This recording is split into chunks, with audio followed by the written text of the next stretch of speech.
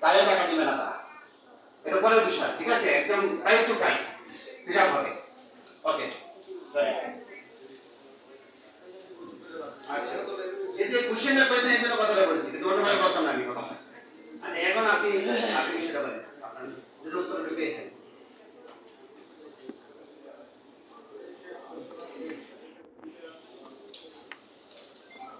ব্যাখ্যা দিয়েছেন আমার শ্রমিক ভাইয়ের তিনি কি আছেন সেটা মনে করতে পারছেন। এক্ষেত্রে যে জগনিয়ার যেটা কথা বলেছেন যে আইনজীবী মহোদয়, আপনি সেটা বুঝতে পারছেন কিনা, সেটা বুঝতে পারছেন কিনা, আপনার কাছে সেটা কি হয়েছে কিনা, বিষয়টি ক্লিয়ার হয়েছে কিনা? হ্যাঁ, বলুন হয়েছে। আমি বুঝতে পারছি। উনি ট্রেড ইউনিয়ন বিষয়ে কি বললেন যে কত পার্সেন্ট কর্মকর্তা এটা ছাঁটাই হয়নি। তো আমাদের তো ট্রেড ইউনিয়নের রেজিস্ট্রাররা এখানে আছেন, ট্রেড ইউনিয়নের কর্মকর্তা ছাঁটাই হয়েছেন কিনা এটা তো আপনাদের কাছেও সংরক্ষিত থাকার কথা।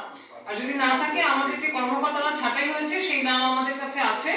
তো সেটা যদি বলেন এখন পড়ে শোনাতে, আমাদের শ্রদ্ধার কাছে এটা আছে, উনি পড়ে শোনাতে পারবেন।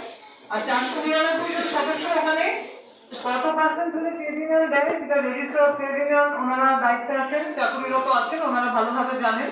সেটা যদি আপনাদের ব্যাখ্যা দরকার হয় তাদের কাছ থেকে নেবেন, তারা রেজিস্ট্রেশন দিয়েছেন। এবং 499 জন আমাদের সদস্য আছেন, তার মধ্যে 299 জন ছাঁটাইয়ের আওতা পড়েছেন।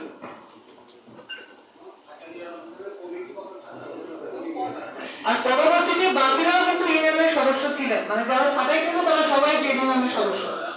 ট্রেড ইউনিয়নের গঠন আরো অংশে যদি জানতেন বিষয়টা অনেক বড় হয়ে যাবে। যেটা উনি বলছিল যে ট্রেড ইউনিয়ন করার কারণে তারা টার্মিনেট হয়েছে কিনা, এই বিষয়টা আমি একটু বলতে চাই। এই ট্রেড ইউনিয়ন সংক্রান্ত বিষয় কিন্তু আসছে, উনি বললেন যে শ্রম আইনে আছে 800 কাছাকাছি গেলে নাকি 11 জন কর্মকর্তা হতে পারে। এখানে শ্রম আইনে বলতে আছে 401 হইতে 800 পর্যন্ত যদি ট্রেড সদস্য হয় তাহলে এই থাকে তাহলে 30 জন কর্মকর্তা মানে কমিটি হতে হবে। আমাদের আমাদের কাছে 23 জন আমাদের কমিটি আছে। এই ওয়েসল ফার্মার ট্রেড